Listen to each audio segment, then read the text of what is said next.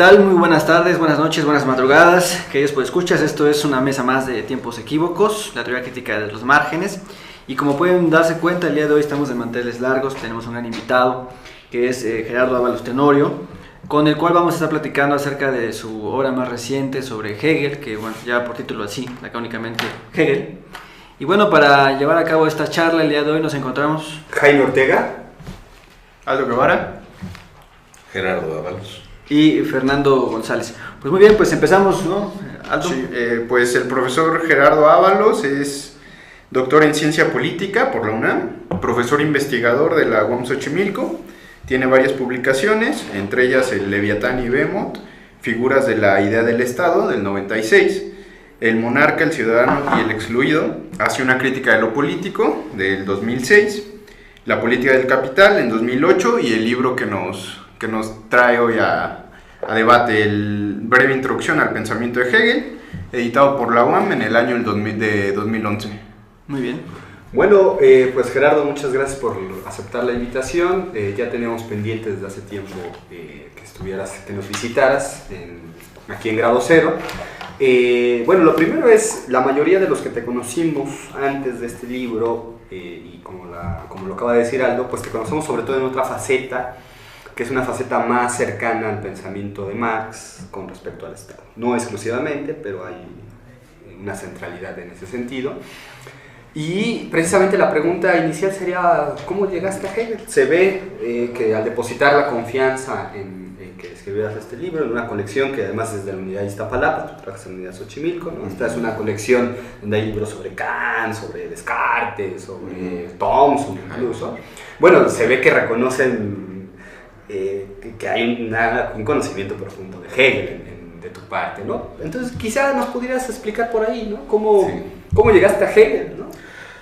Sí, pues yo estudié la licenciatura en la década de los 80 y es una década muy importante, aparte de la década del crecimiento cero a nivel mundial, del agotamiento de un modelo de acumulación del capital a nivel mundial.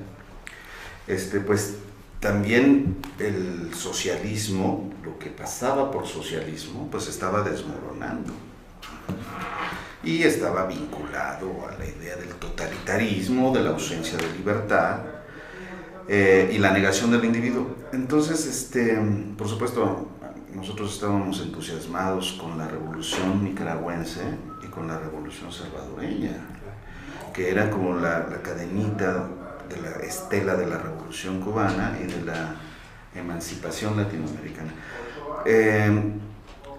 En ese momento el debate acerca del Estado continuaba floreciente y especialmente el debate sobre la teoría marxista del Estado. Entonces se revisaban los debates acerca del significado del Estado en la obra de Marx y lo que esto significaba para un discurso socialista como base de una estrategia política de transformación social para superar las condiciones de injusticia de la sociedad capitalista, de enajenación, de cosificación, de deshumanización del ser humano, etc. Y estas fueron las preocupaciones de una generación, ¿no? Nosotros propiamente somos de esta generación que todavía culturalmente estamos ubicados en el 68, culturalmente, ¿no? Y entonces todavía tenemos ciertos valores relacionados con la necesidad de emancipación humana, no nada más de emancipación política, de democracia, sino de emancipación humana. Y entonces me metí a estudiar a Marx en profundidad para ver qué lugar ocupaba lo político en el pensamiento de Marx y especialmente qué concepto de Estado tenía Marx. Y evidentemente, pues, Marx es hijo de una tradición filosófica que no siempre se reconoce, no es tan resultado del pensamiento inglés o del pensamiento francés, sino que viene pues propiamente del pensamiento alemán. Entonces había que remitirse obviamente a Hegel y a Kant al menos. Y de hecho la primera obra importante que se trabaja cuando se analizan estas cosas es la crítica a la filosofía del derecho de Hegel, que es un fragmento de una crítica que hizo Marx en 1843. antes de los manuscritos del 44, es propiamente una obra señera del joven Marx. Y entonces ahí se queda como que la crítica de Marx a Hegel. Marx es materialista, Hegel es idealista. Pero el asunto es un poco más complicado cuando empiezas a vincular el pensamiento de Hegel con el de Marx en esa dimensión de lo político y lo estatal, ¿no? Marx tenía 25 años cuando hace la crítica a Hegel.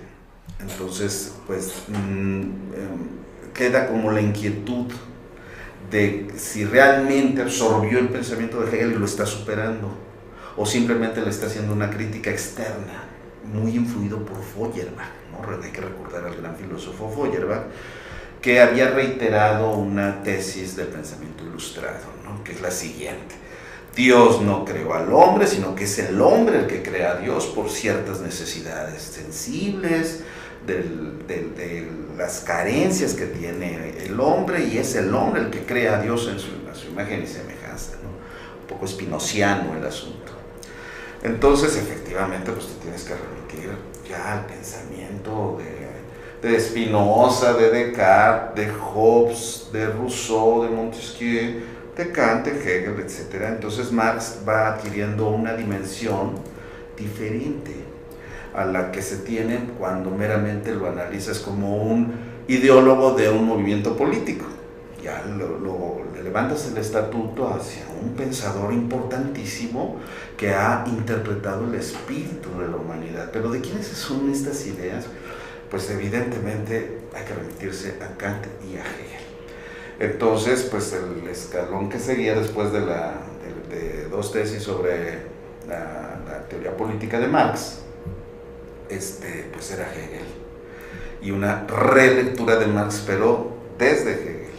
Pero Hegel absorbe mucho tiempo, mucho esfuerzo, no da reconocimiento. Ahí tienes que elegir, ¿no? Como yo soy politólogo, me pude haber dedicado al estudio de las elecciones en México, a la transición a la democracia. Sí, algo que diera fama y gloria y así, ¿no? Pero, y luego, pues a lo mejor pude haber sido consejero electoral, presidente del IFE, no tanto, ¿no? Porque ahí sí hay que tener otros vínculos, pero pues no, decides más bien el cultivo de la filosofía, que es algo bien ingrato en ustedes hacen teoría en los márgenes, ¿no? Y efectivamente en el universo intelectual pues hay jerarquías, ¿no? Entonces, lo que siempre digo, ¿cómo es que alguien que no tiene un apellido alemán se dedica a Hegel, ¿no? ¿Cómo? Tú dedícate a tu rancho, a tu pueblo, claro, etcétera. Dedícate a lo tuyo, no te metas en estos temas que están reservados para el pensamiento del centro, ¿no? Y no, yo dije, no. Se puede leer de otra manera a Hegel y luego a Kant también, ¿no? Fue así como llegó a Hegel, pero es un Hegel aderezado con toda una problemática que viene de nuestras raíces. No me refiero a las raíces autóctonas ni todo, sino a nuestras profundas raíces en la desesperación del dominio, de padecer el dominio, la exclusión, la explotación, etc. Y el resultado pues no es el Hegel del cubículo, ¿no? Sino que es un Hegel actualizado como una forma de pensar nuestro presente. Entonces así es como llegó a Hegel. Muy bien, Gerardo. Este libro que nos entregas ahora puede ser tomada como una introducción a Hegel, ¿no? Uh-huh. Y en ese sentido me gustaría preguntarte ¿por qué una introducción más, ¿no? Si uno revisa el mercado, digamos, de libros, ¿no? O los temas sobre Hegel, vamos a encontrar ahí ya algunas introducciones, incluso ya algunas clásicas, ¿no? Estoy pensando, a lo mejor, no sé, en Jean Hippolyte, ¿no? Quizás en Labarrière, ¿no? En Vals Plana, ¿no? O en Drie, ¿no? Uh-huh. ¿Por qué una más? Y además una construida, como tú decías, desde los márgenes, que es la UAM, ¿no? ¿Por qué? Y la UAM Xochimilco. Y más al margen, ¿no? Ajá. Más al margen. Porque todas estas introducciones son muy buenas en sí mismas, ¿no? En efecto. Sin embargo, el nivel de complejidad que alcanzan una vez que discurren sobre la vida de Hegel, las problemáticas que anudan su pensamiento, etc., se empiezan a complicar, ¿no? Al grado de que Labarrière o Hippolyte o Kojève pues empiezan a reproducir el lenguaje hegeliano y la dificultad hegeliana, al grado de que de pronto una introducción se convierte en una traba por la complejidad del lenguaje, porque finalmente Hegel es un autor difícil, obviamente, no estamos hablando de algo simple, estamos hablando de un pensamiento complejo, difícil, farragoso en ocasiones. De pronto dices, ¿de qué está hablando? Ya no entendí ni siquiera de qué estaba hablando. Y hay veces que los intérpretes, en lugar de facilitar el camino al autor, lo obstaculizan porque efectivamente están haciendo su propia interpretación, ¿no? Heidegger tiene un curso sobre la fenomenología del espíritu de Hegel, pero Heidegger está hablando de su propia filosofía, no trató de la fenomenología del espíritu de Hegel. Kojève pues se clavó con la dialéctica del amo y el esclavo, ahí centró o articuló toda la fenomenología del espíritu y pues puede ser muy creativo, pero no es Hegel, ¿no? ¿Por qué una interpretación más hecha en México? Y pertenece a una colección de libritos rojos de la UAM que sirve como introducción a los autores, ¿no? Porque está el espíritu de una interpretación desde la negatividad existencial, ¿sí? ¿Esto qué quiere decir? Hegel es un pensador de la negatividad.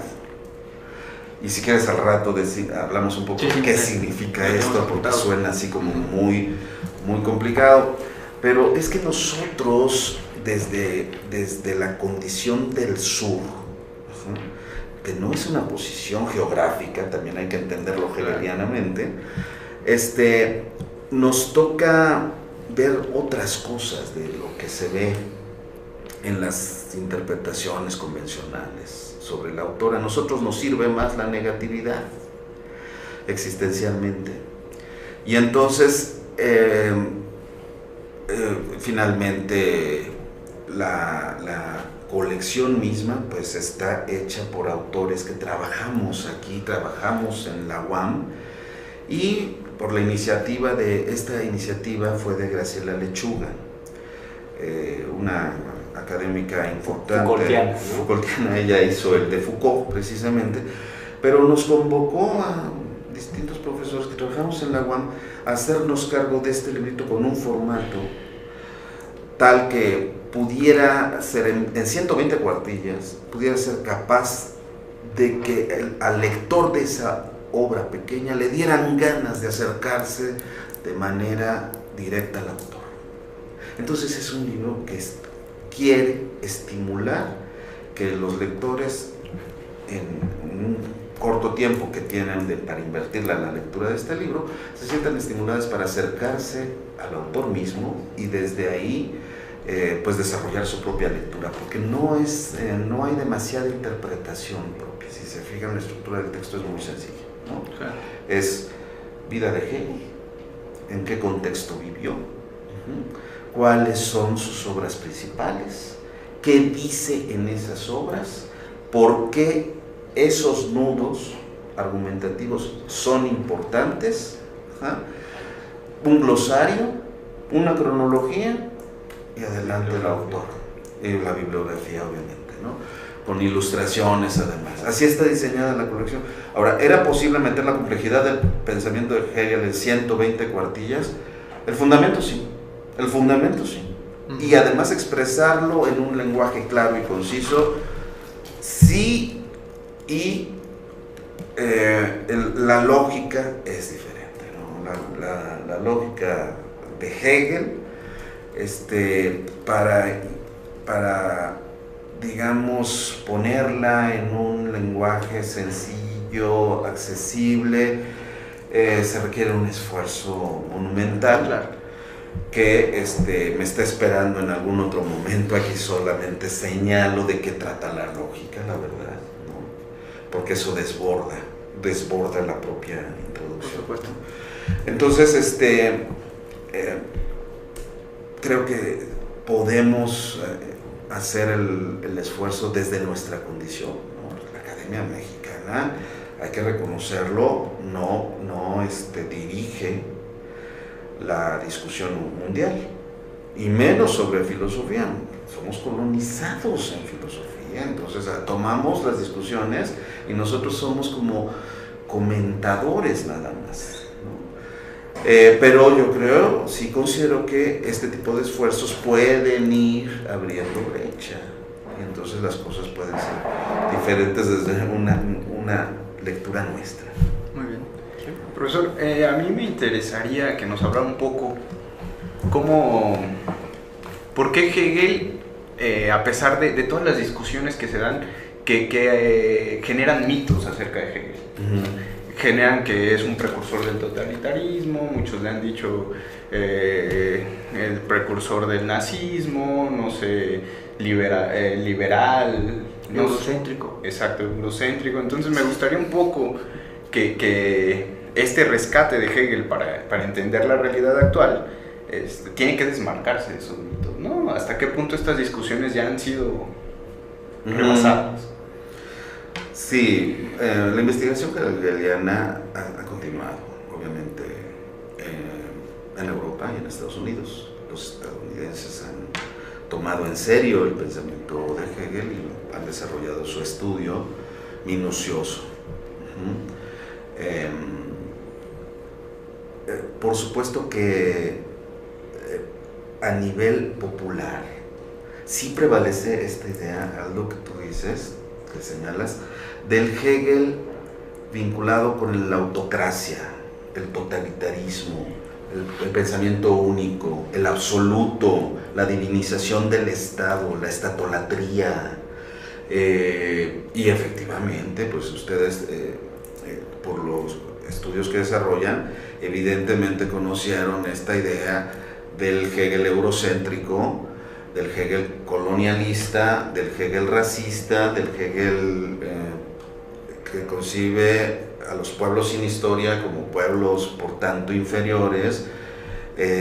Todo esto que se reproduce así con una enorme facilidad, desconociendo la fuente, ¿no? En un debate que se aventaron Javier Sicilia y Enrique Krause en las páginas de Letras Libres y de Proceso también, porque la polémica alcanzó a las dos publicaciones donde escriben estos importantes referentes culturales en México, pues al Hegel le va muy mal, ¿no? Porque Hegel queda siempre vinculado con la negación de la libertad individual, con la visión esta holista de la historia, con el historicismo que criticó Popper, y con esta visión monista, ¿no?, de la historia.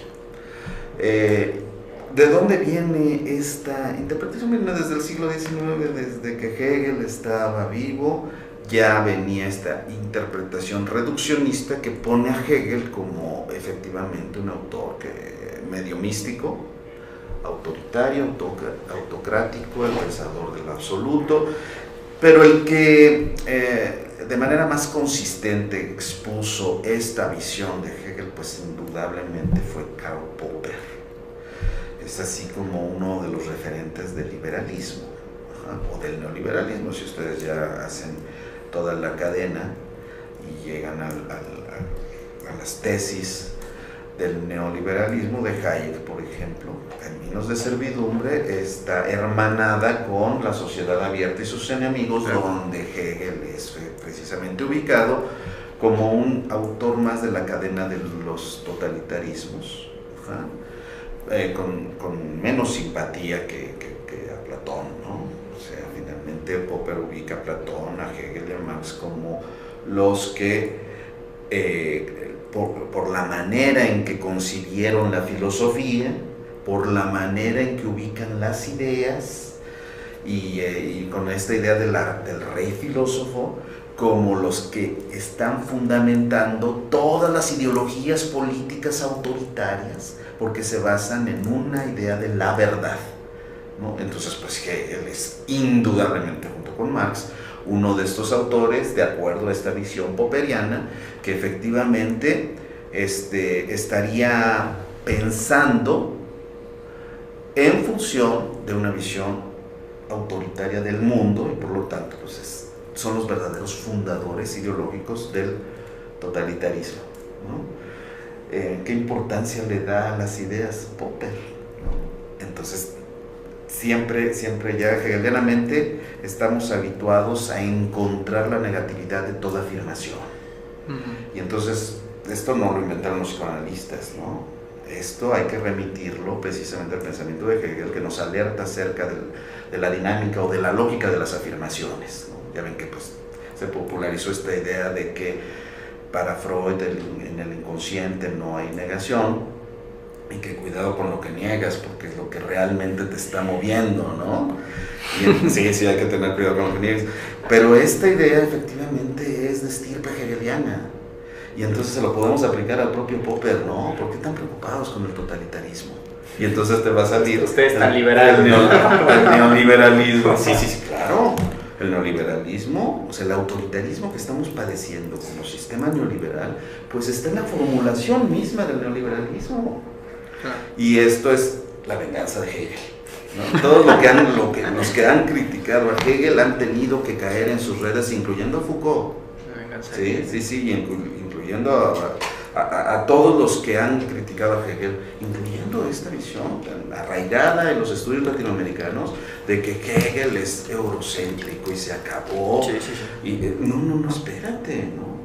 Tú, al formular esta idea, Hegel es eurocéntrico, estás aceptando un sistema de verdad, de validez. Estás aceptando una cierta lógica, estás admitiendo un sistema de valores. Por ejemplo, no puedes articular la idea de liberación sin la idea de libertad, y esa idea de libertad es histórica, no es originaria de acá, es un proceso de la humanidad. Entonces ya al demandar emancipación o liberación en estas tierras, estás aceptando los valores que se coronaron con un proceso de poder también en Occidente. Hegel te lleva a pensar en esto, ¿no? O sea, cuidado con el piso en el que estás parado, porque es el mismo piso que estás criticando. Entonces ten cuidado por la negatividad, así funciona la negatividad. Entonces van cayendo, apenas leer unas páginas de Hegel empiezan a caer los mitos y las leyendas, porque te das cuenta que no leyeron a Hegel los que reproducen esta visión, ¿no? O que leyeron cosas elementales y ya prejuiciados, ¿no? O sea, si yo ya leí a Popper y leo a Hegel, digo, sí, aquí está el totalitarismo y el racismo, y ya no veo los otros aspectos, ya no puedo leer a Hegel porque estoy enceguecido por una visión ideológica previa. Si yo como latinoamericanista leo a Hegel diciendo, Hegel es un racista y mira cómo habla de los pueblos en historia y todo, me pierdo la dinámica del pensamiento que me permitiría pensar lo latinoamericano de otra manera, ¿no? Entonces me alerta contra esas lecturas prejuiciosas. Estoy seguro que la mayor parte de quienes han cultivado estos mitos y estas leyendas de Hegel no se han tomado el trabajo y el esfuerzo de comprender la dinámica del pensamiento de Hegel, la lógica de Hegel, ¿sí? Entonces, bueno, pues de Krause y de Sicilia estaban preocupados pues, por otras cosas, ¿no? Entonces, pues toman rápidamente el cliché. ¿Sí? Entonces, sí, Hegel es esto, Hegel tiene la culpa. Otro caso también de este tipo, ¿no? El libro que se reeditó recientemente de Aricó, José Aricó. Marx y América Latina. No, Marx y América Latina. Sí, discute con esta visión. Pues igual, ¿no? O sea, Marx no comprendió la complejidad de América Latina por hegeliano. O sea, Marx comete el error y la culpa es de Hegel. No, espérate, no. Por ejemplo, ahí estaría quizás Ortega y Gasset, ¿no? Este famoso texto de historia, de Hegel y América, o el propio Gerbi, ¿no? Que es el que va a hacer como esta investigación o como esta, yo diría, arqueología de la visión eurocéntrica, y que señalan, sí, de forma muy enfática a Hegel, ¿no? Sí. Y bueno, para hacerlo más actual, pues Walter Miñolo reitera el lugar común de que Hegel es el referente de esta visión de la idea de América construida desde Europa. Pues Hegel, obviamente, ¿no? La filosofía de la historia. Gerardo, para no salir del tema, a mí me gustaría preguntarte esto. Para los latinoamericanistas o para aquellos que nos colocamos o pretendemos colocarnos desde los márgenes para teorizar críticamente y tratar de cambiar este mundo, ¿no? ¿De qué nos puede servir Hegel? ¿Cuál sería, para decirlo en términos muy de la crítica de la economía política, cuál sería su valor de uso para nosotros, ¿no? ¿Cómo tú lo verías? El discurso... No, bueno, sí, luego tiene que salir. No, No. De la parroquia, ¿no? Para generar pensamiento propio Sí. y romper el colonialismo intelectual. Paradójicamente, porque cualquiera puede decir, no, pues al repetir a Hegel estás cayendo en el colonialismo. Pero Hegel te da las herramientas para tú crear por tu cuenta. Esto es lo que me parece fabuloso de un autor que pensó de cierta manera las cosas, que es capaz de tú, al leerlo en nuestro tiempo, poder generar tú de manera creativa interpretaciones actuales sin repetirlo, porque para mí no tiene valor citar a Hegel, como lo dijo Hegel Dixit, Aristóteles Dixit, Santo Tomás Dixit, no. Y en ese sentido, dinámicamente, derrumbar los ídolos que tanto daño nos han hecho en una lógica colonial, ¿no? Porque lo colonial es una forma de sentir la vida, es una forma de posicionarte en el mundo. Entonces, este autor es de esos que te permite pensar por tu cuenta y riesgo, aunque cometas errores. Y precisamente en este tipo de superaciones, ¿no? Porque uno de los elementos fundamentales del pensamiento negativo es la superación. Aufhebung, ¿no? Se llama, del verbo aufheben, que fue muy importante para Marx también, ¿no? Entonces, ¿qué quiere decir esto? Lo negado no se tira a la basura, lo negado está ahí. Y es una de las determinaciones del mundo, ¿no? De este mundo. Ahora que dices, pensamos desde los márgenes, ¿no? Hegel te invitaría a revisar cuál es el significado de estar en los márgenes, en el sur, en la posición de exclusión. ¿Qué significa eso? ¿No?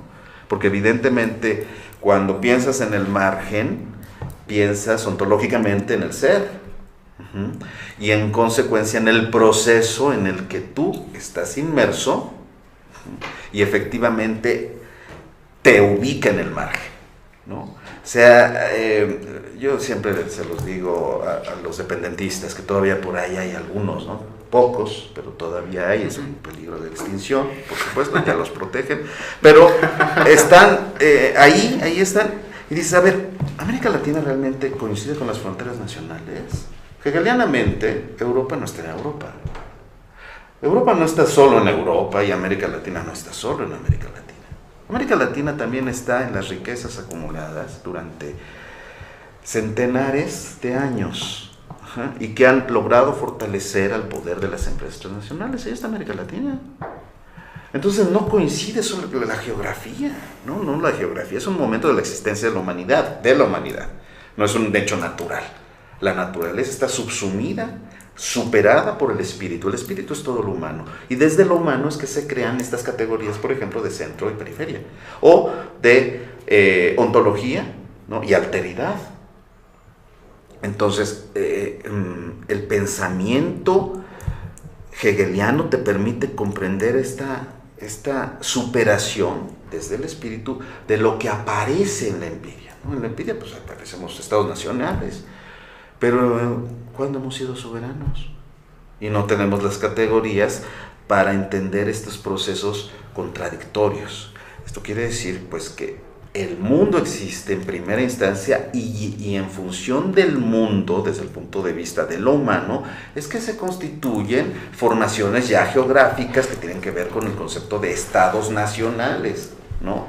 Que sirven mucho y son referentes pues para los Juegos Olímpicos, para los mundiales de fútbol y cosas de estas, o para los relatos de viajes, ¿no? Ay, fui a Brasil y todo eso. Pero en términos reales, en términos del proceso de la humanidad, pues así no se organiza el mundo, ¿no? Las empresas ven mercados y fuentes de materias primas y en función de eso organizan las relaciones de poder. Ve la cultura es universal, la cultura de los gringos se universalizó y en este momento está subsumiendo a las distintas expresiones culturales de todos lados. Hegel te ayuda a comprender la dinámica de estos procesos sin irte con la finta de las apariencias estas de que somos un Estado-nación, ¿no? Reivindicamos nuestros orígenes, sí, pero fíjate que lo está diciendo con una lengua europea. ¿Por qué? Porque hay un proceso de poder. Esta captura por el pensamiento de la forma proceso, esto es muy difícil, ¿no? Las ciencias sociales son muy empiristas y entonces te capturan la fotografía, pero no la película, no el movimiento, no el proceso, y por lo tanto hay muchos procesos que quedan sin ser entendidos, ¿no? La idea de América Latina es europea, pues esta es la idea que nosotros mismos los latinoamericanos, con nuestro español y con nuestras categorías occidentales como resumen o síntesis de todo el proceso de la humanidad con sus guerras, sus conquistas, sus revoluciones, y nosotros tenemos que reivindicar nuestro lugar en ese mundo de las ideas para pensar de otra manera nuestros procesos, ¿no? Slim es mexicano, pero no está en los márgenes, ¿no? ¿Cuántos millonarios tenemos? ¿No? Salinas Pliego, Azcárraga, etcétera, pues son mexicanos, ¿no? ¿Cómo le hacemos para no caer en esto en el pensamiento de Lombardo Toledano, ¿no? De pues juntamos, ¿no? Para hacer nuestro capitalismo nacional y todas estas cosas. Hay que entender los procesos complejos y sobre todo estos procesos de las ideas, ¿no? Pues efectivamente el mundo está unificado, hay pensamiento hegemónico y ese pensamiento hegemónico dicta los criterios de lo bueno, lo bello y lo justo.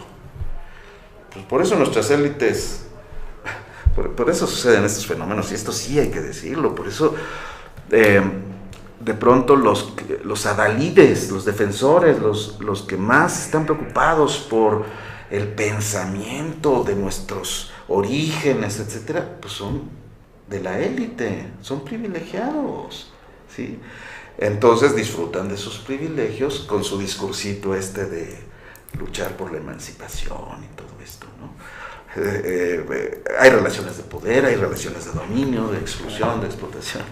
Y para eso, ese es el valor de uso de Hegel, que no habría valor de uso sin su negación. Sí. Fíjate hegelianamente. Yo en general, esta discusión no me parece que no es sencilla.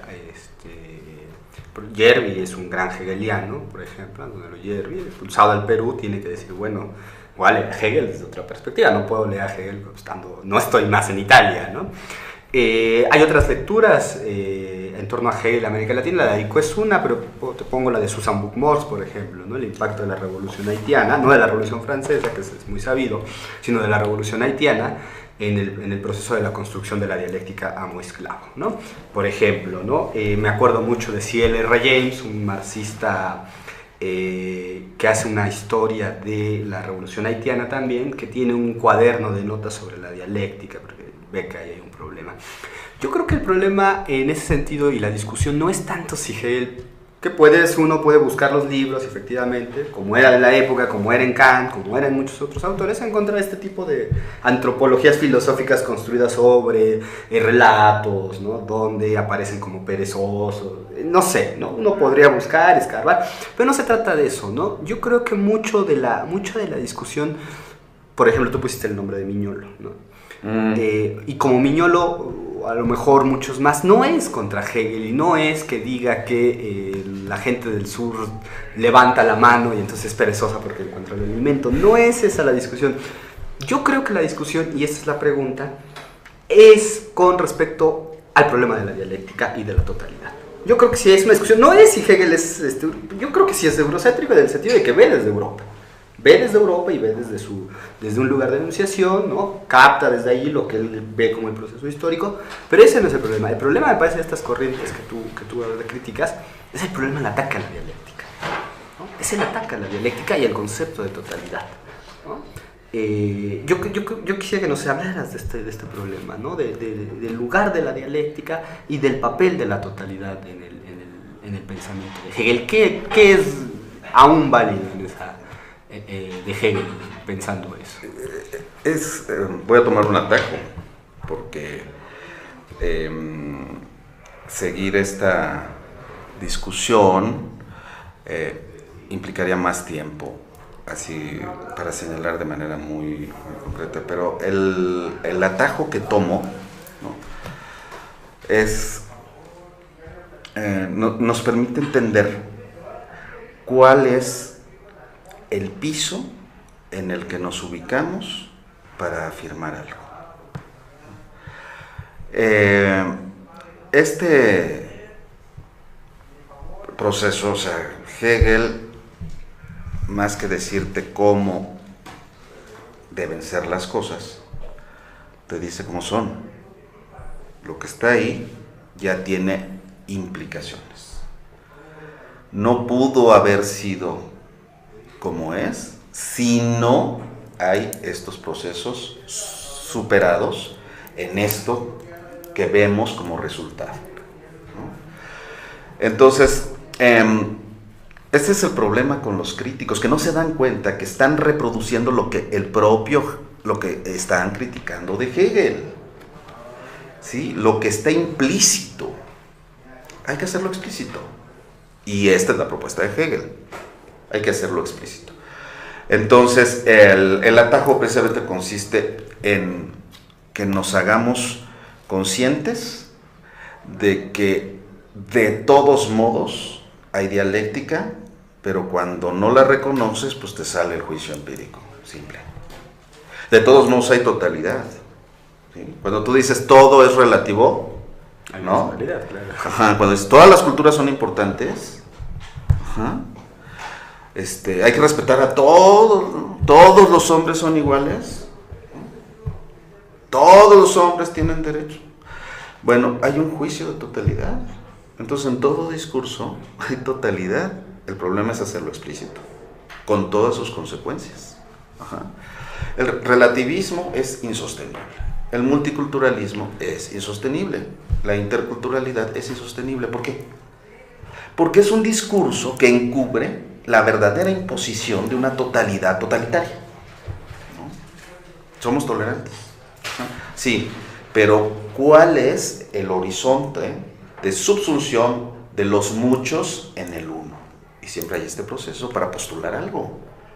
Cuando tú dices, Jaime, Hegel es eurocéntrico porque piensa desde Europa, efectivamente estás cayendo en esa trampa de confundir el nivel especulativo o propiamente filosófico con el nivel empírico existencial. No, Hegel es incomprensible si no distinguimos primero entre el nivel especulativo, lo propiamente filosófico, el pensamiento que se piensa, ¿ja?, y el nivel empírico inmediato de la existencia cotidiana. Y es lo que frecuentemente hacen los positivistas, los liberales con Hegel, que ponen un juicio especulativo en el plano empírico. Cuando alguien dice, tú u otros, Hegel es eurocéntrico, puede ser, ¿no? Pero la idea eurocentrismo ya tiene un montón de categorías y de conceptos implícitos que tú das por hechos y que precisamente habría que cuestionar desde la negatividad. Este es el asunto. Además del juicio de valor que se usa para desacreditar moralmente a un autor que está pensando en otra dimensión, que es lo especulativo, ¿no? Lo especulativo quiere decir, para poner otro atajo, ¿por qué Aquiles no alcanza a la tortuga? Ay, ¿cómo no la va a alcanzar? Diría alguien. No, pues sí, mira, luego, ahí está. ¿Ya lo alcanzó? A los 2 segundos la alcanza. Lógicamente no la puede alcanzar, desde el punto de vista lógico. Desde el punto de vista empírico, claro que la alcanza. La aplasta y le da 3 vueltas. Pero desde el punto de vista lógico, no. Precisamente porque en el concepto de distancia no está el concepto de tiempo. Y entonces especulativamente es válido postular la idea de que Aquiles no alcanza la tortuga. Ahora, si tú quieres decir, si la alcanza empíricamente, ya tienes que tener categorías que introduzcan el tiempo para construir la idea de velocidad y entonces sí lo puede alcanzar. Ajá. Es lo que sucede con este juicio de Hegel es eurocéntrico, porque piensa desde Europa. ¿Y tú en qué posición te pones para emitir ese juicio? Esto es lo que te hace Hegel, ¿no? Revisar dónde estás parado. Todas las categorías implícitas que son necesarias para postular esto, ¿no? Entre esas categorías está totalidad, está infinito, está dialéctica. O sea, la dialéctica es inevitable, este es el asunto, no es una elección de que yo decido ser dialéctico y yo empirista. Lo que Hegel está así es súper poderoso, es precisamente que te dice, aunque tú quieras ser positivista, de todos modos has de ser dialéctico, porque si no vas a cometer errores al describir la realidad, y vas a cometer errores porque no estás tomando en cuenta el papel de la negatividad, que no está ahí. La negatividad no está ahí, está implícita, no está en lo que se ve, está en las implicaciones de lo que se ve, ¿no? Y esto tiene muchísimas potencialidades en el pensamiento. No descuidar estas partes, ¿no? Por ejemplo, hay etólogos que son muy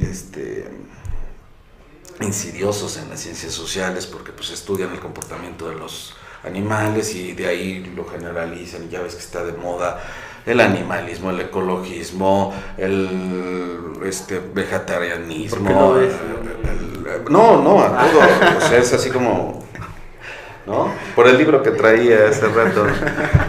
Y está de moda el veganismo y todas estas cosas, ¿no? Son efectivamente modas, y entonces hay cierta tensión de que tenemos que aprender de los animales casi, ¿no? Y entonces dicen, miren, vamos a ver comportamientos éticos en los animales. Vean cómo los animales se ayudan entre sí, todas estas cosas. Ve, los lentes con los que ven ética en los animales, pues están construidos desde los humanos.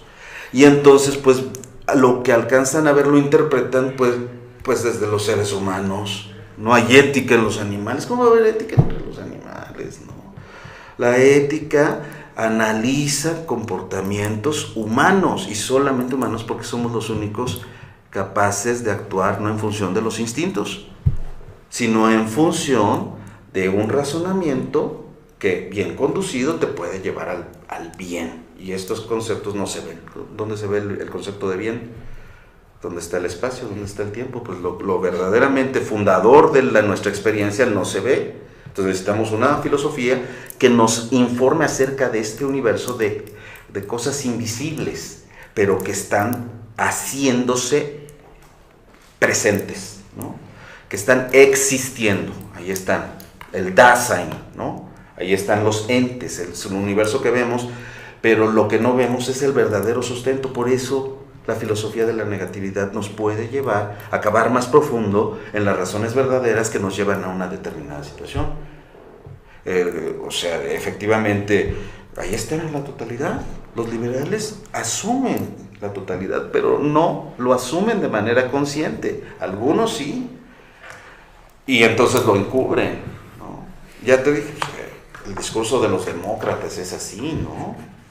Ajá. El discurso de la tolerancia, el discurso de los derechos humanos, ¿no? Todos estos discursos son construcciones que la humanidad se ha dado, la humanidad, ¿no? O sea, lo que Hegel entiende por espíritu. Eso es el espíritu, aunque suena muy así, ahí, esto no lo entiendo. El espíritu es lo humano, ¿no?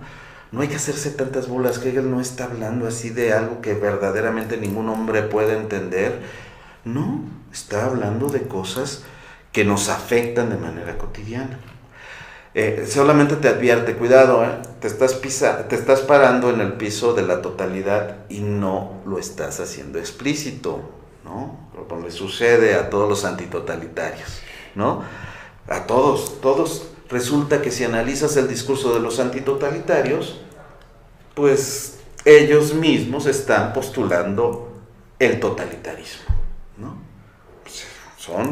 Tienen una estructura tal que al atacar, y se les nota, ¿no? Hasta como estructura de personalidad, ¿no?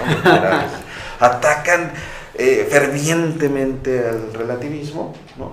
Pero lo hacen desde un absolutismo implícito, implícito, porque si se relativizarían, pues tendrían que salir de la discusión. Muy bien, Gerardo. En tu libro, en las primeras partes, los primeros momentos, dices que hay una consigna hegeliana, ¿no? Que es la de ir a las cosas mismas. Que esto, vaya, suena bastante seductor, ¿no? Y creo que esto nos podría abrir camino a seguir tratando los prejuicios sobre Hegel, ¿no? Y uno que me gustaría que abordáramos, que creo que tiene relación con esta consigna, es la del presunto logocentrismo en Hegel, ¿no?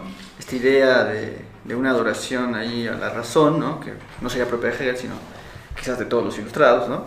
Y que lo que se llamó pues el giro posmoderno o el giro culturalista va a denostar de forma muy, pues, por lo menos perseverante, ¿no? Esta idea de que la razón, pues, en realidad es totalitaria, es autoritaria, somete, ¿no? Aplasta, y que quizás desde una visión muy ingenua se quiere rechazar, ¿no? La idea de la razón, utilizar la razón, lo racional.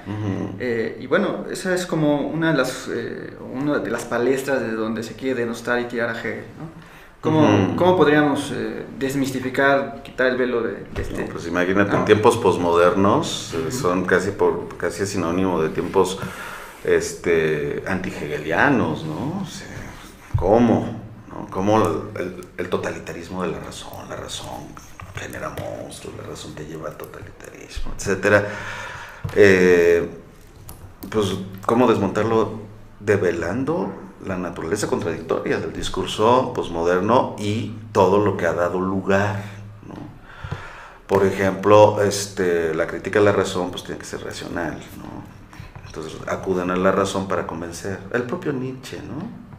Que es uno de los referentes del pensamiento posmoderno, quería transvalorar a todos los valores a partir de la música de Wagner primero, ya después no, pero primero sí, la música de Wagner, ¿no?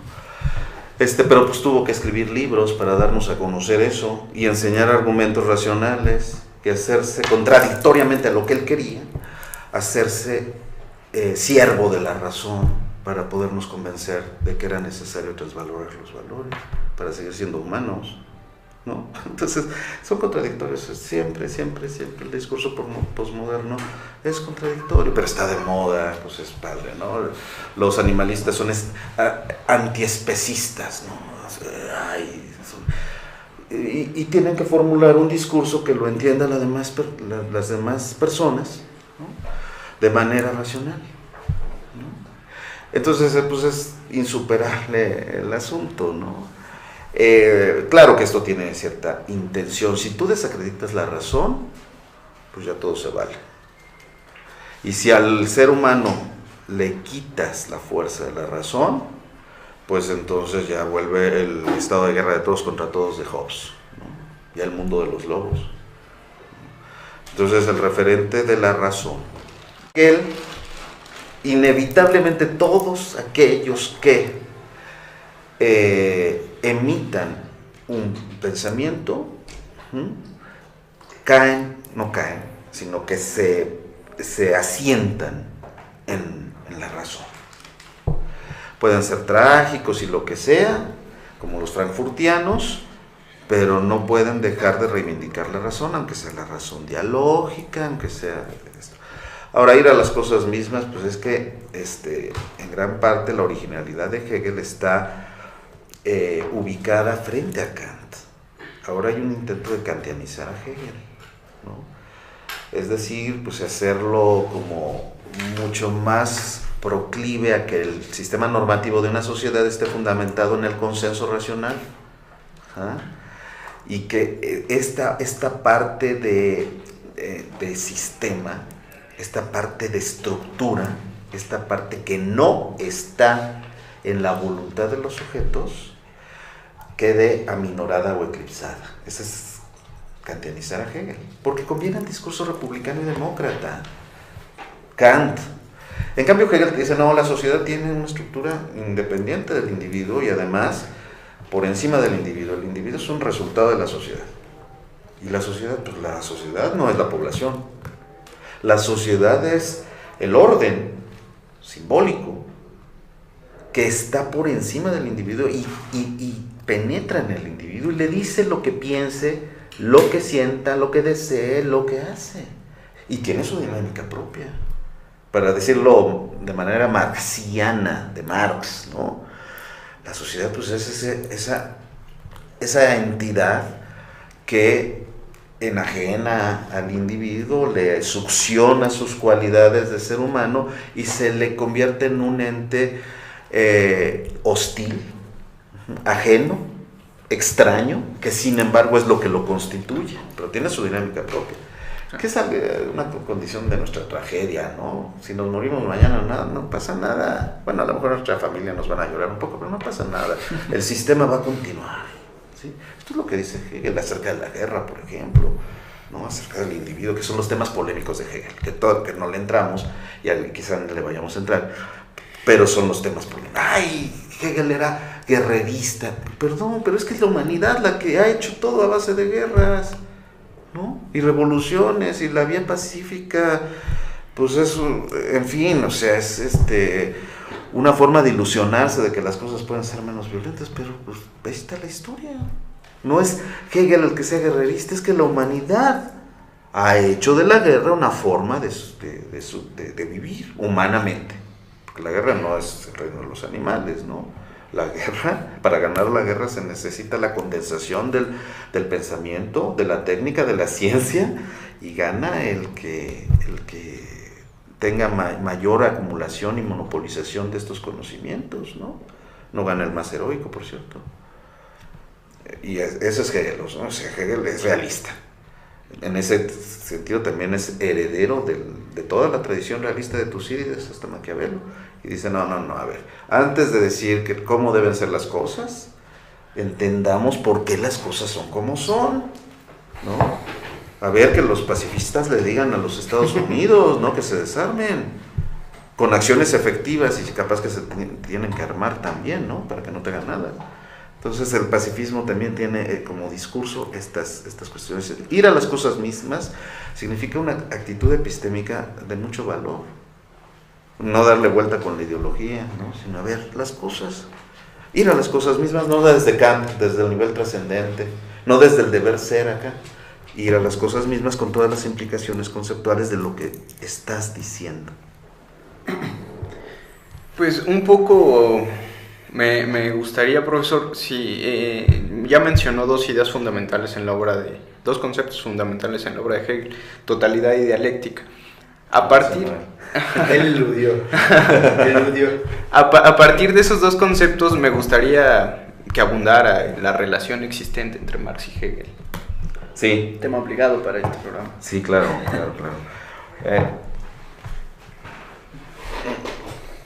Marx estaba muy influido por Feuerbach cuando criticó a Hegel, y Hegel tomó venganza cuando Marx estaba redactando los Grundrisse y el Capital.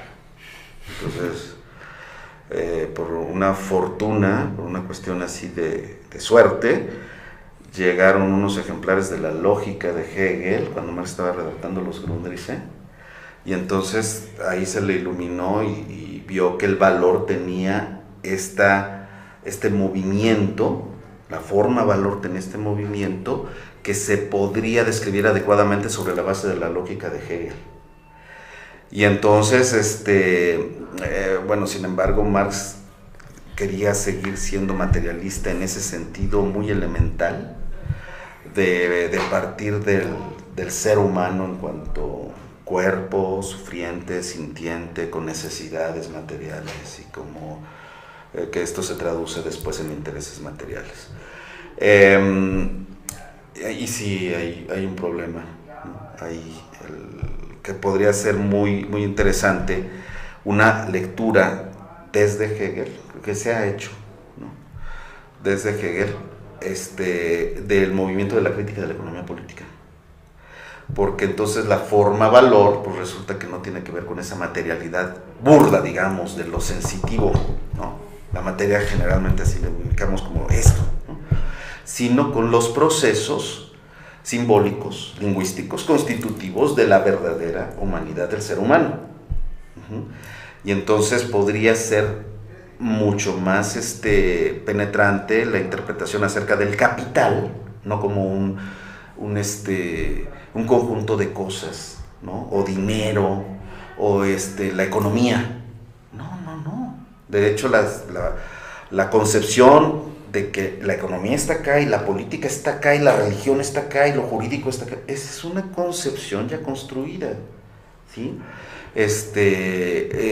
La forma valor tiene todos estos momentos constitutivos y no es economía. La forma valor no es economía, no es antropología, no es política, es un proceso que tiene momentos constitutivos y ningún momento queda al margen, queda desechado, sino que están constituyendo la forma en que los seres humanos nos relacionamos, ¿no? Pero de manera mucho más compleja que como aparece en un primer momento, ¿no? Por eso digo, sin eludir, es dialéctica. O sea, el asunto de la dialéctica es interesantísimo, pero no es un problema de elección de un método, como nos enseñan en el bueno, a ustedes no les tocó ese CCH, pero no es así como que el método dialéctico y el método positivista y el método inductivo y el método es una forma de pensar, es un camino a la verdad. Quien habla de método habla de la verdad, ¿sí? Porque si nos dicen que la verdad no existe, pues ya entró en contradicción, ¿no? ¿Sí? La verdad no existe. Entonces no estás diciendo la verdad, la paradoja y todo esto. De todos modos hay dialéctica. El problema es la explicitud de esto. Y de todos modos hay totalidad. Ahora, la dialéctica no es la dialéctica amo esclavo y que el esclavo es el que verdaderamente tiene el poder y que es una interpretación de Marx, porque Marx le impactó esa partecita de la fenomenología y con base en eso pensó la lucha de clases. La clase universal de Hegel pues pasa a ser la clase proletaria y la que emancipa y se emancipa a sí misma y emancipa a los demás, pero esto no tiene nada que ver con la realidad, ¿no? La clase obrera es parte del mundo burgués y como tal pues también tiene pulsiones burguesas, para ponerlo en términos así muy, muy precisos, ¿no? Pulsiones burguesas, le encanta gastar, consumir, etcétera. Y bueno, ahí este movimiento de la dialéctica de todos modos constituye la relación entre el pensamiento y la existencia. Este es un problema de Marx que siguió siendo kantiano, normativamente kantiano. ¿Sí? Entonces, como kantiano, hay una normatividad en Marx cargada de moral que nos invita a la emancipación, pero tampoco dejó trunco su seguimiento del método hegeliano para concluir el Capital. Ajá. Y entonces pues ahí ustedes, creo que aquí ya estuvo Fineschi, ajá, aquí estuvo, pues que ha estudiado esta relación entre Hegel y Marx. Yo pienso que hay muchas potencialidades en el pensamiento de Hegel que en Marx no tienen su desarrollo lógico y que si lo tuvieran nos echarían mucha luz acerca de la persistencia del capital en este momento. Quizá nos iluminarían la gran contradicción del capital, que no va por la lucha de clases, obviamente, ¿no? Cuando los jóvenes ya se mueren por ser explotados, ¿no? Ya las cosas no salieron. Es un privilegio, ¿no? Sí. Explótame por favor, ¿no? Quiero empleo, quiero mi American Way of Life, ¿no? Quiero, aunque sea poquito. Eso ya no es el problema es de un desfase en términos de humanidad entre el capital como un sistema, ¿no?, de reproducción de la vida humana, sí, muy bien, y la realidad material, que se le está escapando esta forma simbólica que es el capital. Entonces, cuando un joven está destituido subjetivamente, cuando no tiene lugar en el mundo del capital, pues evidentemente ya estamos en los márgenes, efectivamente, pero ya no tiene que ver con la geografía, sino con la condición de existencia. Para eso me sirve más Hegel que Marx como está y como lo interpretan los marxistas antihegelianos, ¿no? Porque hay que ver que el marxismo que floreció y que se hizo dogmatismo es antihegeliano y no quieren saber nada de Hegel, y cuando le entran a Hegel pues no lo entienden, ¿no? Porque dicen es idealista. Ay, no, es idealista. ¿Y el idealismo de Marx? No me refiero a los ideales de la emancipación, no. En el propio procedimiento de comprensión del capital hay idealismo. Lo que constituye al ser humano como ser humano es el capital.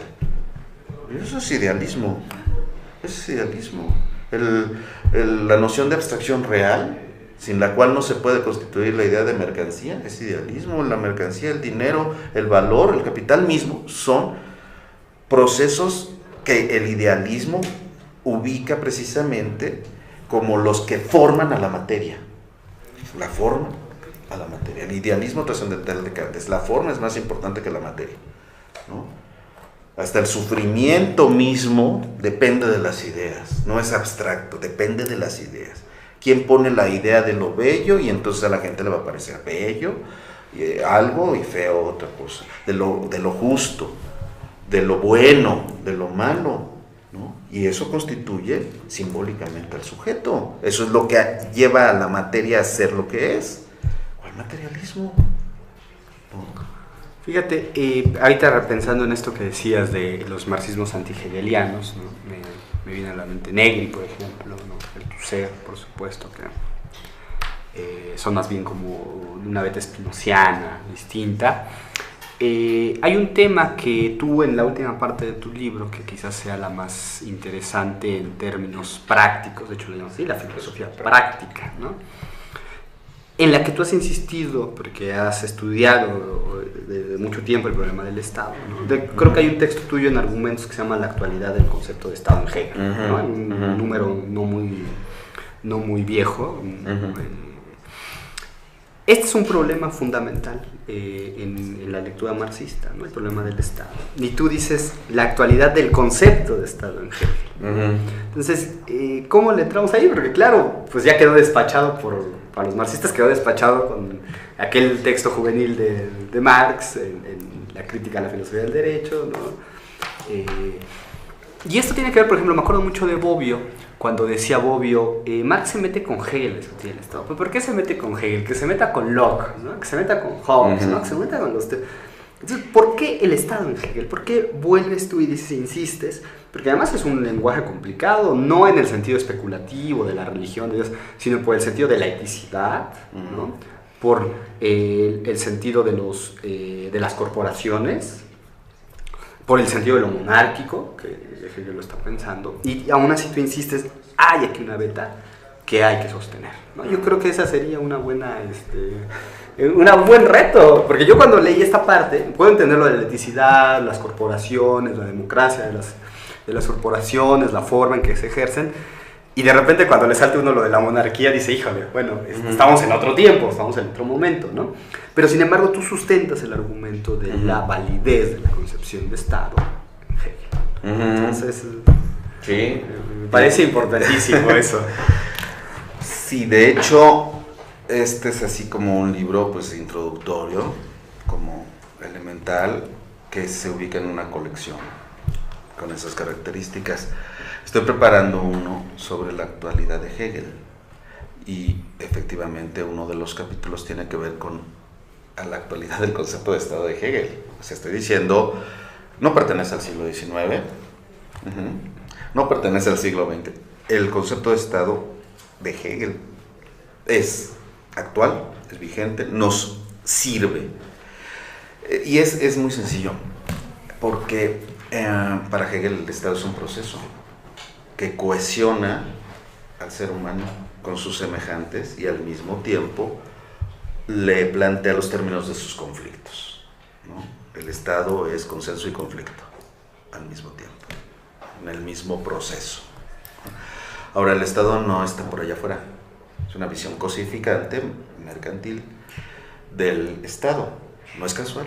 La concepción del Estado como un aparato afuera de la sociedad forma parte del concepto de Estado. Eso hay que notarlo, porque esto es lo que nos propone Hegel. Tú estás dentro del concepto. ¿Qué piensas? Si yo pienso el Estado como el presidente, entonces el asunto es que esta concepción ya forma parte del concepto de Estado hegemónico. Y el concepto de Estado de Hegel no es hegemónico. Nos ubica el Estado como un proceso que empieza en la familia. Y con toda la complejidad de las relaciones en la familia, que no nada más es así, papá, mamá, hijitos, ¿no? Es un proceso de formación en el lenguaje y en los valores de una época. Necesariamente, porque el que no se forma en esos valores está loco. Está al margen, ahí sí al margen como loquito, ¿sí? Como psicótico, pues, ¿no? Entonces ahí se socializa a través, obviamente, del lenguaje, pero un lenguaje concreto, con contenidos determinados y específicos históricamente y desde una relación de poder, frente al cual el sujeto que está aprendiendo a hablar pues no tiene defensa alguna. Eso es elemental. Ahí empieza el Estado, pero ahí no termina. El proceso continúa en lo que Hegel entiende como sociedad civil, que no tiene nada que ver con el concepto mexicano de sociedad civil. No me quiero meter a dar nombres. Bueno, tú lo dijiste, no me quiero. Esa sociedad civil como la inmaculada sociedad en contraposición al maléfico y perverso Estado. No. La sociedad civil forma parte del proceso estatal. Y el proceso estatal también se concreta en una relación política entre gobernantes y gobernados. Si constituyes al gobernante como el monarca, efectivamente esto corresponde a cierta relación, a cierta concepción. Y lo del monarca hereditario hay que entenderlo bien. No está determinado, ay, pues sí, porque es que le viene al siglo XVIII de las monarquías y todo. No. De todos modos hay monarcas. No me refiero al monarca español, no. De todos modos hay un lugar excepcional, que se sale del común y que declara el estado de excepción. Y eso sigue siendo real. Entonces, lo que pasa es que, si quieres, no le llamamos así, pero todo sistema jurídico tiene una negatividad desde la cual se puede decretar la anulación del sistema jurídico, es el estado de excepción. Y todo Estado tiene este momento. Entonces, todo Estado tiene su momento monárquico, hegelianamente hablando. Corporaciones, ¿no? El concepto de, Hegel, pues sí, las corporaciones medievales. No, espérate. Así son claro, los intereses del welfare state. Fue un gran acuerdo entre capital y trabajo, entre organizaciones de trabajadores, sindicatos, partidos. Sí, el pacto social. Lo que tenemos es una destrucción, un intento de destrucción de la corporación, de la democracia de corporación. Entonces, el concepto de Estado de Hegel es el que nos puede permitir la estabilización de este orden, porque si no, un no Estado es un... Los seres humanos debemos de vivir en estados. ¿Sí? Es parte de la civilización. Fíjate lo que estoy diciendo para los castos oídos marxistas que les dices Estado y que creen que es un aparato represivo, ¿no? Pero hasta... Anarquistas. Bueno, sí, bueno, algunos marxistas aceptan el término. No sé si hay anarquistas, pues, pero Espero que sí, si hay anarquistas habrá esperanza. Sí. No, lo que pasa es que asumen de todos modos un orden, el orden lingüístico, ¿no? Y entonces hay que desarrollar el psicoanálisis del anarquismo precisamente para ubicar, en fin, bueno, lo que estoy diciendo es que el Estado es una condición de civilización, ¿no? Pero tiene este momento perverso, ominoso en términos freudianos, que es la negación de lo humano desde esa negación del Estado.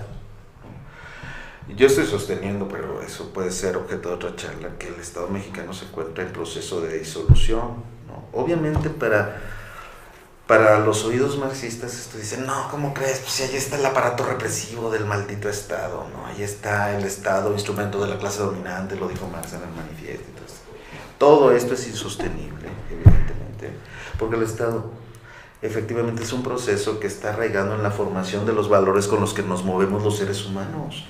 Y todos los seres humanos tenemos valores, ¿no? La moral de los perversos, pues es precisamente los que te dicen que se goza violando la ley, ¿no? Entonces ese se convierte en un principio de acción, ¿no? Pero cuando el proceso estatal falla, efectivamente los seres humanos nos empezamos a matar entre nosotros.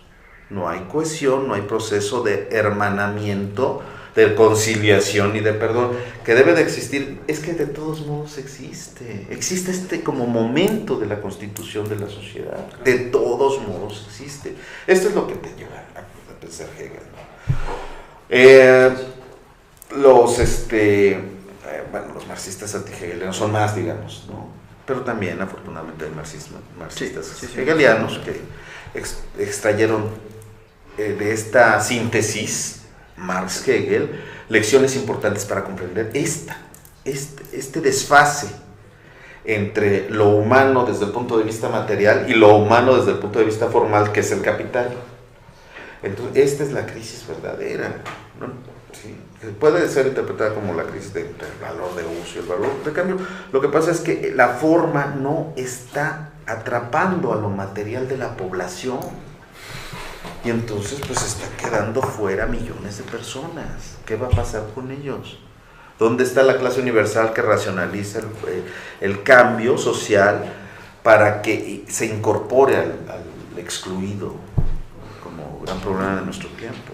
Claro, ya para ir cerrando y Sí. poniendo sobre la mesa temas todavía más complicados y más amplios, ¿no? A mí me gustaría preguntarte esta idea que ya apuntaba el propio Engels, ¿no? Sobre la forma correcta, según Engels, en que se había planteado la cuestión desde el idealismo alemán, que era, según Engels, la relación sujeto-objeto.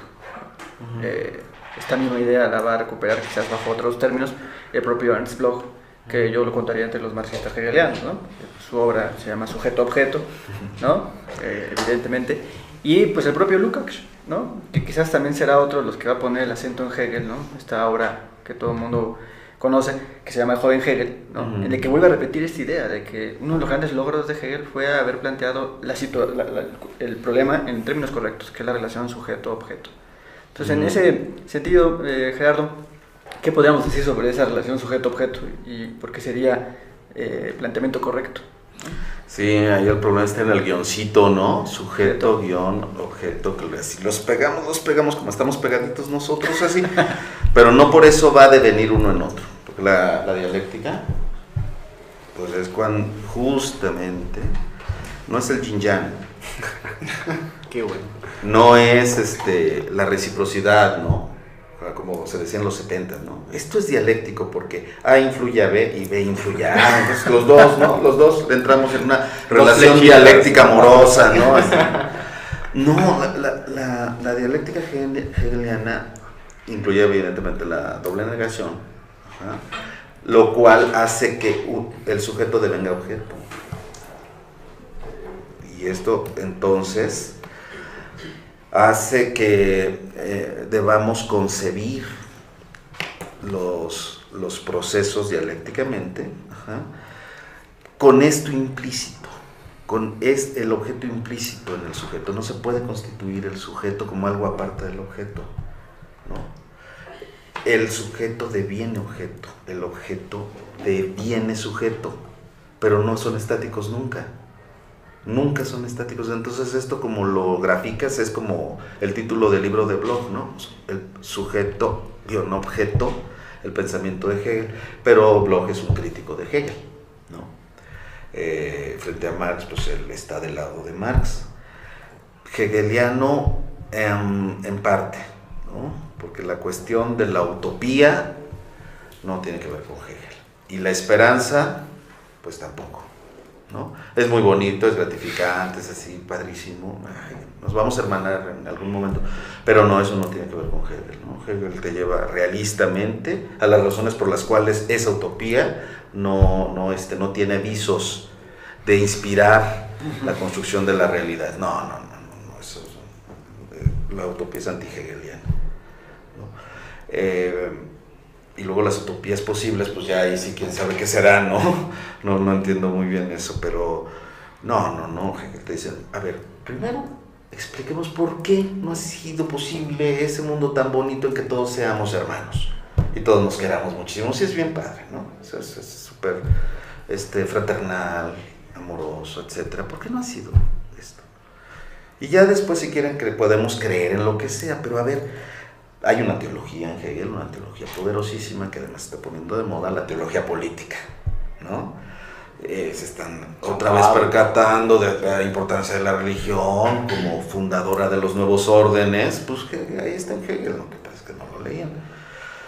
La intención de este libro es que se lea para tener más elementos de comprensión de estos procesos complejos y no descartar así tan sencillamente sujeto-objeto, ¿sí? El sujeto debe de devenir cosa, y de hecho no es que debe de devenir, deviene cosa. Nada más hay que hacer conciencia de qué lugar ocupan los otros seres humanos en nuestro pensamiento. A ver si no son objetos. No porque lo diga Freud, ¿no? Desde antes, a ver si no son objetos. Y cómo nos tenemos que cosificar para entrar en el pensamiento de los otros, en sus deseos, en sus afanes. Entonces, de todos modos se da esa dialéctica del sujeto que pasa por ese momento, esa estación, ¿no? Recomiendo especialmente el capítulo de la fenomenología, que me parece, sin falsa modestia, que me salió en poquitas páginas, me salió bastante adecuado para comprender eso de la fenomenología del espíritu, que quiere decir, pues todas las estaciones por las que atraviesa la autoconciencia. Ajá. Para devenir razón. Y son estaciones que de todos modos así van arrastrándose en la vida de los seres humanos y van dando como resultado lo que el ser humano es. Entonces, yo creo que tiene muchas potencialidades el pensamiento de Hegel. Me desconcierta de pronto autores así como los que mencionaste, Lukács, etc., porque no es tan sencillo juntar a Marx con Hegel, ¿no? Y entonces a la hora de conciliar, pues resulta que no se pueden conciliar sin entender el momento de la superación de uno en otro. Entonces yo creo que Marx no superó a Hegel, y que efectivamente Marx puede ser superado por una visión hegeliana, un marxismo, pues más bien hegeliano, un hegelianismo con un momento marxista, y no al revés, porque ya vimos los resultados. Por supuesto que esto es fuerte. Sí, no, fuertísimo, ¿no? Sí, seguramente sí. Ya más de alguno ya le dio un paro cardíaco, está a punto de entrar en eso. Sí, siempre me han desacreditado esto, pero porque el argumento que encuentro es pero pues que Marx ya superó a Hegel, porque Hegel era idealista, pero no entienden qué es el idealismo de Hegel, así que... Son lecturas muy facilonas, ¿no? Claro. Sí. Muy de manual de la URSS. Muy bien, pues Gerardo, el tiempo nos come. Yo quisiera preguntarte qué sigue. Ya nos hablaste de que estás preparando un libro sobre Hegel, pero ¿qué más que tienes preparado por ahí? Un texto sobre la sociedad política en transformación, precisamente dando cuenta desde una interpretación de este tipo dialéctica o hegeliana de nuestra gran tragedia actual. Pero trato aspectos más cotidianos como, aparte de una gramática del Estado actual, una interpretación de la globalización, incluyendo el mito de la globalización y el mito de la pérdida del welfare state, no en todos lados, ¿verdad? Es parte de un discurso destinado al tercer mundo, a la periferia, destinado a nosotros, para que creamos que todo el mundo es igual, y no es cierto, no todo el mundo es igual. Y luego me meto a ciertos momentos de este proceso estatal, desde la familia hasta la sociedad civil, y llegando precisamente al Estado. Con eso cierro. Desarrollo un capítulo que me gusta mucho, que es la ética light y la condición postmoderna. Vale. Sí, porque el florecimiento de estas éticas suaves, light, ¿no? De que pongo mi granito de arena, ¿no? Ya no como carne, entonces ya estoy contribuyendo a que no se devaste el planeta, ¿no? Son éticas light que encierran hipócritamente la devastación de los seres humanos, junto con la devastación del planeta, ¿no? Obviamente. Y así varias de las expresiones que les llegan a los jóvenes, porque los jóvenes pues la están padeciendo muy fuerte, los más jóvenes, que no encuentran su lugar. Entonces evidentemente pues no hay un mundo que los espere con sus instituciones, con su familia, su empleo, su camioneta, su perro, su casa, ¿no? Entonces se vuelven escépticos. El escepticismo es una de las figuras del espíritu que acompaña precisamente esta crisis, este desgarramiento que sienten los jóvenes en este momento. Y entonces pues ya no creen en el amor, se convierten en anarquistas, en desmadrosos, se drogan, etc. Y entonces, bueno, pues el asunto... hace falta teoría para comprender estos momentos. Y la otra es la psique de la polis, ¿no? El psicoanálisis da elementos para para dar cuenta de la entraña de la polis, de nuestra polis, ¿no? Que es el Estado, porque pues estamos generando muchos locos, ¿no? Ya cuando hay personas que cercenan a otras, lo filman y lo suben a YouTube más rápido de cómo van a subir esta entrevista, pues el asunto ya está. Esperemos que no No, y espero que no me cercenen, ¿no? Pero estamos hablando ya de una locura tremenda. Es terrible. Tremenda. Sí, no, por supuesto. Y luego los posmodernos diciendo que no, que la razón, que vive el momento, que todo como dicen los jóvenes, los más chavos, no, si no me acuerdo no pasó, ¿no? Tú vive el momento. Y Paulo Coelho y Jordi Rosado como los referentes, pues no podemos. Algo grave está pasando en el espíritu. Muy bien. Esos sofistas modernos, ¿no? Postmodernos. Bueno, pues amigos, sin más, recomendamos que adquieran el libro de en la UAM, por supuesto, ¿no? Que lean a Gerardo, ya vemos que vienen cosas de él, ¿no? Va a haber Gerardo para rato, ¿no? Eso espero, ¿no? Ojalá que sí. Gerardo, estás cordialmente invitado a esta tu casa de tiempos equívocos de grado cero. Muchas gracias por vernos y nos vemos. Gracias por la invitación, muchísimas gracias por la invitación. Muchas gracias, hasta luego.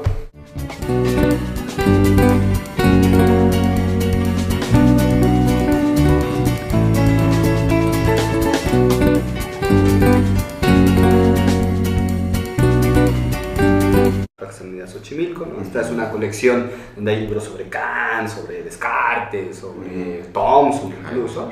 Bueno, se ve que reconocen que hay un conocimiento profundo de Hegel de tu parte, ¿no? Entonces quizá nos pudieras explicar por ahí, ¿no? ¿Cómo llegaste a Hegel, ¿no? Sí, pues yo estudié la licenciatura en la década de los 80 y es una década muy importante, aparte de la década del crecimiento cero a nivel mundial, del agotamiento de un modelo de acumulación del capital a nivel mundial. Pues también el socialismo, lo que pasaba por socialismo, pues estaba desmoronando y estaba vinculado a la idea del totalitarismo, de la ausencia de libertad y la negación del individuo. Entonces, por supuesto, nosotros estábamos entusiasmados con la revolución nicaragüense y con la revolución salvadoreña, que era como la cadenita de la estela de la revolución cubana y de la emancipación latinoamericana. En ese momento el debate acerca del Estado continuaba floreciente, y especialmente el debate sobre la teoría marxista del Estado. Entonces se revisaban los debates acerca del significado del Estado en la obra de Marx y lo que esto significaba para un discurso socialista como base de una estrategia política de transformación social para superar las condiciones de injusticia de la sociedad capitalista, de enajenación, de cosificación, de deshumanización del ser humano, etc. Y estas fueron las preocupaciones de una generación, ¿no? Nosotros propiamente somos de esta generación que todavía culturalmente estamos ubicados en el 68, culturalmente, ¿no? Y entonces todavía tenemos ciertos valores relacionados con la necesidad de emancipación humana, no nada más de emancipación política, de democracia, todo, sino de emancipación humana. Y entonces me metí a estudiar a Marx en profundidad para ver qué lugar ocupaba lo político en el pensamiento de Marx y especialmente qué concepto de Estado tenía Marx.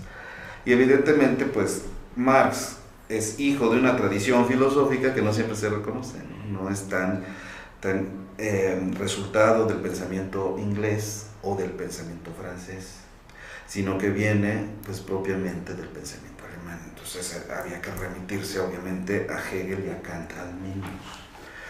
Y de hecho la primera obra importante que se trabaja cuando se analizan estas cosas es la crítica a la filosofía del derecho de Hegel, que es un fragmento de una crítica que hizo Marx en 1843. Antes de los manuscritos del 44, es propiamente una obra señera del joven Marx. Y entonces ahí se queda como que la crítica de Marx a Hegel. Marx es materialista, Hegel es idealista. Pero el asunto es un poco más complicado cuando empiezas a vincular el pensamiento de Hegel con el de Marx en esa dimensión de lo político y lo estatal, ¿no? Marx tenía 25 años cuando hace la crítica a Hegel.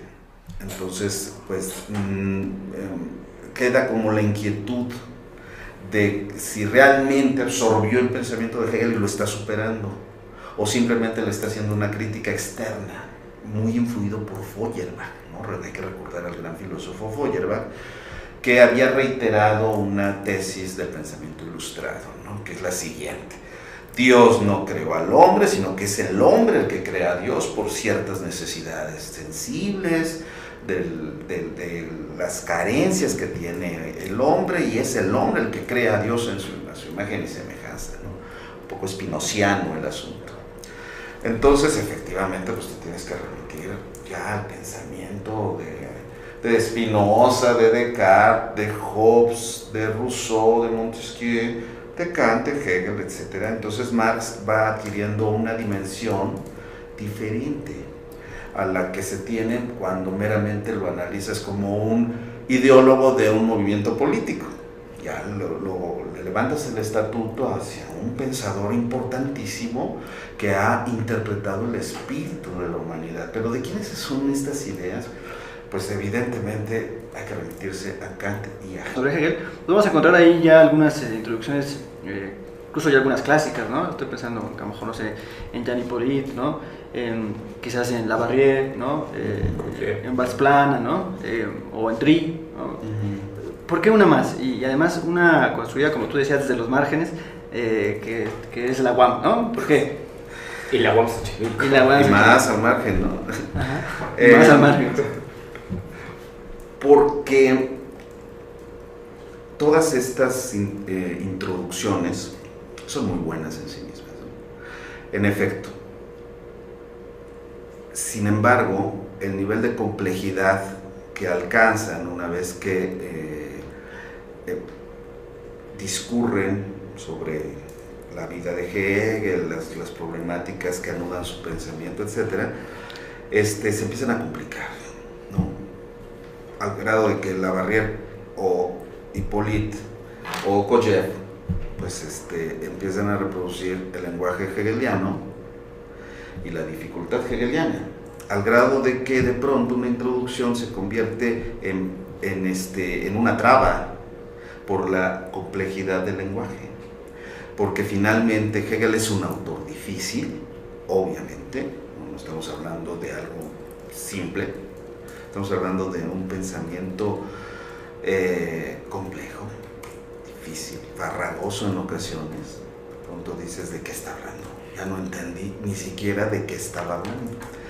Y hay veces que los intérpretes, en lugar de facilitar el camino al autor, lo obstaculizan porque efectivamente están haciendo su propia interpretación, ¿no? Heidegger tiene un curso sobre la fenomenología del espíritu de Hegel, pero Heidegger está hablando de su propia filosofía, no tanto de la fenomenología del espíritu de Hegel. Kojève pues se clavó con la dialéctica del amo y el esclavo, ahí centró o articuló toda la fenomenología del espíritu y pues puede ser muy creativo, pero no es Hegel, ¿no? ¿Por qué una interpretación más hecha en México? Y pertenece a una colección de libritos rojos de la UAM que sirve como introducción a los autores, ¿no? Porque está el espíritu.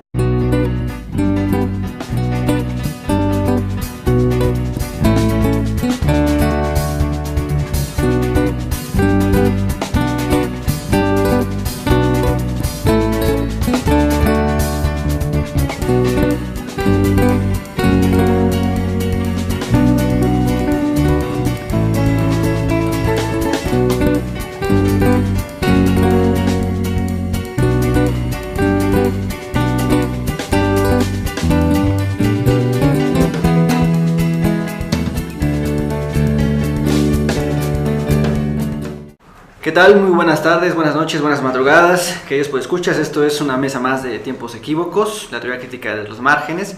Y como pueden darse cuenta, el día de hoy estamos de manteles largos. Tenemos un gran invitado, que es Gerardo Ábalos Tenorio, con el cual vamos a estar platicando acerca de su obra más reciente sobre Hegel, que bueno, ya por título así, lacónicamente Hegel.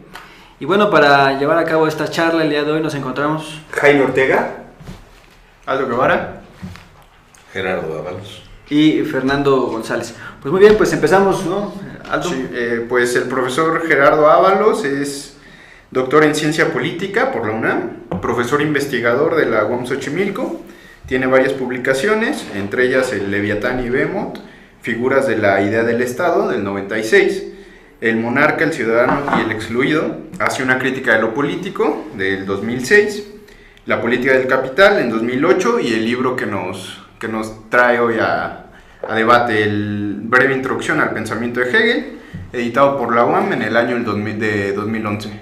Muy bien.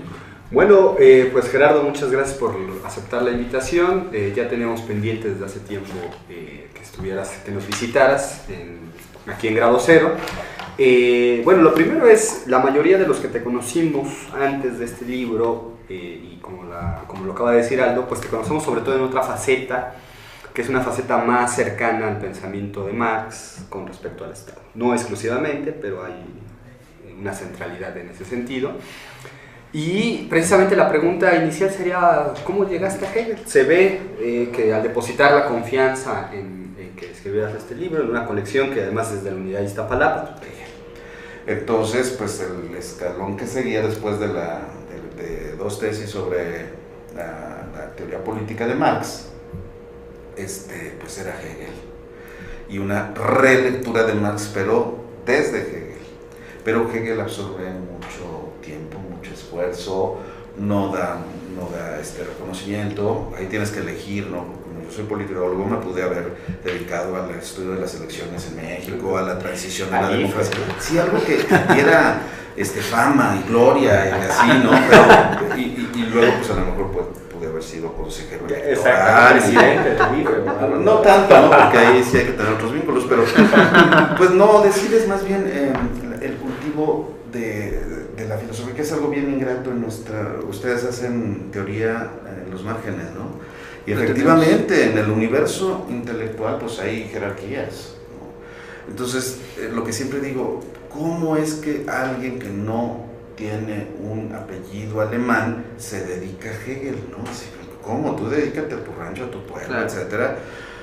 Dedícate a lo tuyo, no te metas en estos temas que están reservados para el pensamiento del centro, ¿no? Y no, yo dije, no. Se puede leer de otra manera a Hegel y luego a Kant también, ¿no? Fue así como llegó a Hegel, pero es un Hegel aderezado con toda una problemática que viene de nuestras raíces. No me refiero a las raíces autóctonas ni todo, sino a nuestras profundas raíces en la desesperación del dominio, de padecer el dominio, la exclusión, la explotación, etc. Y el resultado pues no es el Hegel del cubículo, ¿no? Sino que es un Hegel actualizado como una forma de pensar nuestro presente. Entonces así es como llego a Hegel. Muy bien, Gerardo. Este libro que nos entregas ahora puede ser tomada como una introducción a Hegel, ¿no? Uh-huh. Y en ese sentido me gustaría preguntarte, ¿por qué una introducción más, ¿no? Si uno revisa el mercado, digamos, de libros, ¿no? Uh-huh. o los temas